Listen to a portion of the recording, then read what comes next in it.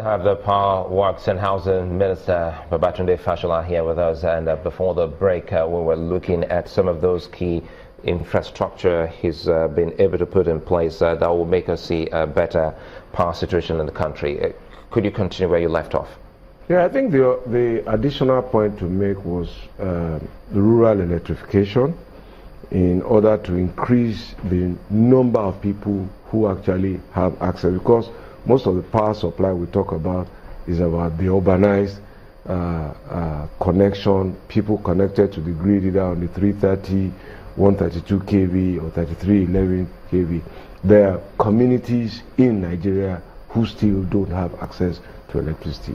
Now, what we plan to do is to intervene using what I call critical anchors. Those anchors are universities. Most of the universities, like global best practice, are situated in rural communities, and from there build out.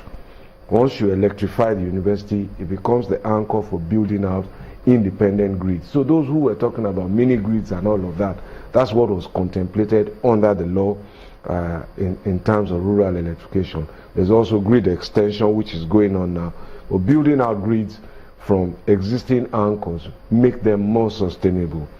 You might have also heard that we recently presented business case approvals for 6 small hydro dams at the Federal Executive Council. Now that is going into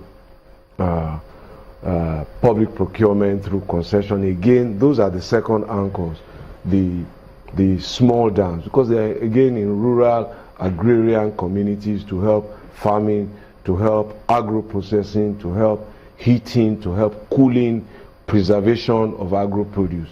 Again, from there you can build additional grid expansion. So all of that is work in progress that will begin to transform into results. It is taking some time to deal with this. And again, let me say, I have been in office for a year, 1 month, and I think 29 days today. And to actually, if it was just to tour the whole of Nigeria, I don't think that's enough time. So doing my paperwork, meetings, hearings in Senate, attending to visitors, going to inspect sites, it's running repairs all the way. Let's bring in Mark back.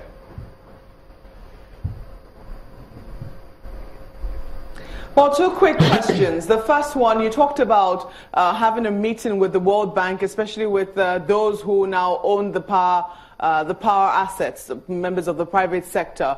What's the conversation they are having with the World Bank? Because there's also the story that the federal government is trying to raise bonds in that sector, but it will look like some people prefer to be able to get some cheap funds from the outside. That's the first question. The second question is the grid. People talk about how we're able to generate a lot more than the grid can currently carry. What's the plan to ensure that the capacity of the grid as we currently have it is improved upon?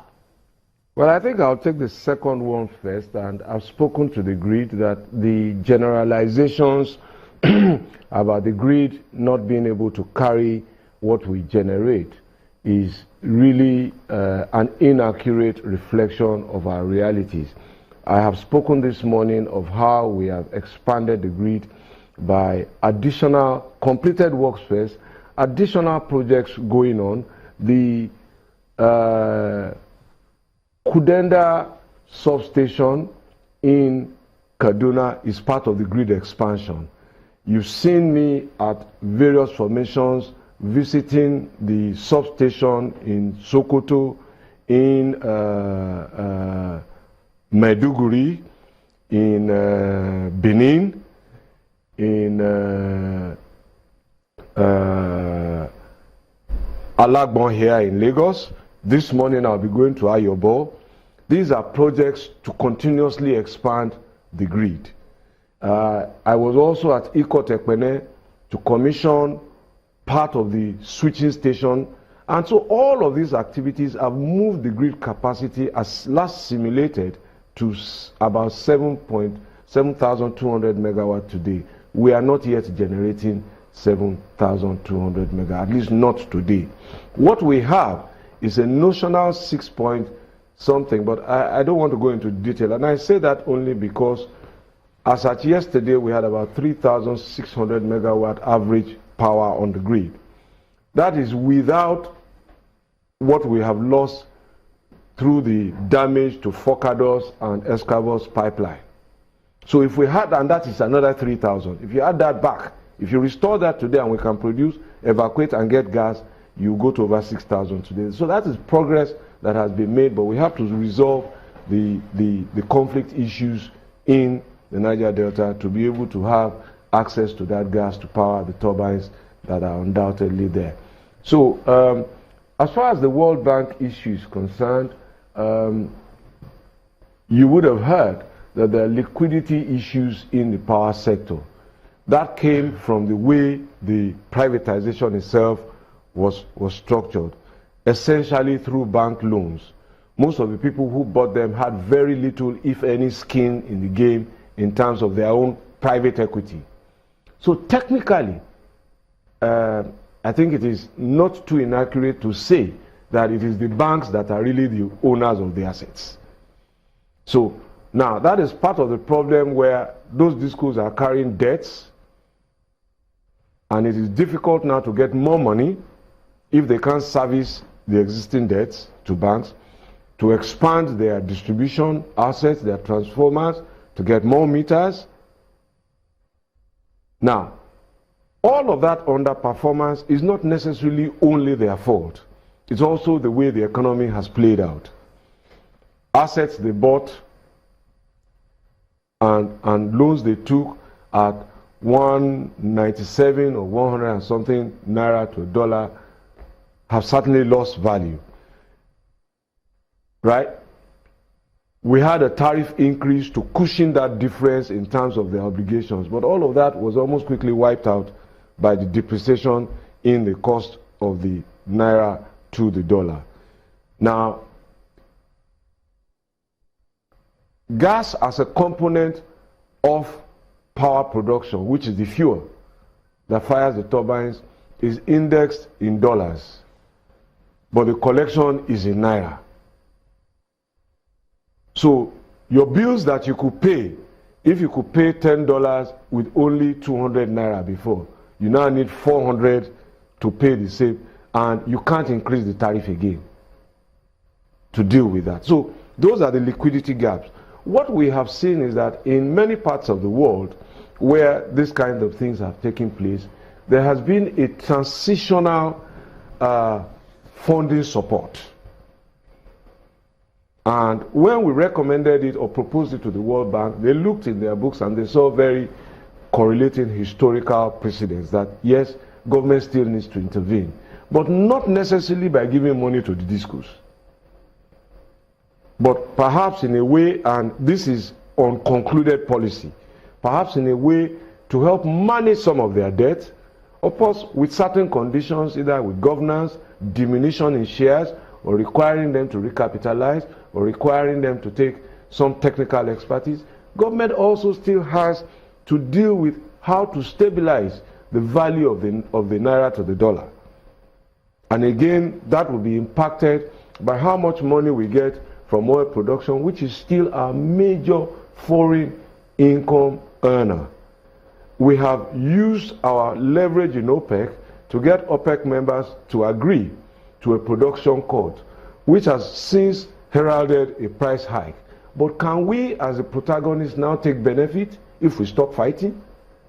Because we are budgeted at $42, excuse me, it is predicted that oil will go to about $60. So we should be having differentials in terms of benefit of about $18 per barrel of oil per day. And if we do 2 million barrels per day, you do the numbers. You know, if you look at all of this, I think the dynamics that you just brought in concerning the amount you use in buying gas, which is in dollars, what comes to mind readily is what is happening within the banks now, that as later as some other software, online software, you can't use your Naira card again to purchase that because they say the equivalent, your exchange rate, doesn't really make them get their required money. So it is very key that the government comes in here to see what they can do for the discos. Otherwise, I think the people just might be at the brunt. But very quickly, you talked about some other places you'll be going to. If I may interrupt, it's not just the discos, because the discos are the face of the business that you and I know. But what they, by agreement, keep or should keep is nothing more than 25 to 30% of what they collect, because the money must then be paid through embed. And that was why embed was trying to, because that embed, the model for privatization was that there will be a bulk trader for now, until each disco can independently sign with Nyota Genko, Sulai Genko, and Makwe Genko. But we're not there yet. So a bulk trader is embed, guaranteeing to everybody that if you play by these rules, I will make sure everybody is paid. It is a bulk trader that collects the money, pays TCN, is willing charge, pays the Gencos. The Gencos are also being owed. And they are owing their gas suppliers. The so IPPS. people must be clear that when government, if government accepts the recommendation that we will make to intervene, it is not to give the discos a golden parachute. Let's bring up Bain. Citizens from any price hike in terms of power for now, and also to keep subsectors within the sector playing so that they don't lose their businesses. Okay.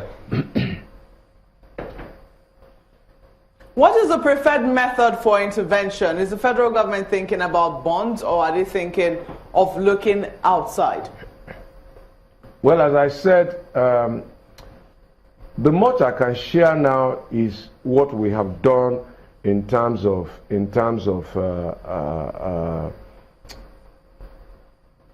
really looking at the entire system and seeing what needs to be done. How do we fund meters? How do we reduce the debt? How do we make the system viable? What is the transition time? Is it another 3 years during which everybody must play and sink or swim? Because there must be a time when that child must leave the worker and really work. Now, these are policy matters that I cannot unilaterally decide. My team and I are looking at a lot of options, and we will present that to our employers, the federal government, to make a decision. The executive arm of government won't decide this alone, because it would have financial consequences also for the national economy.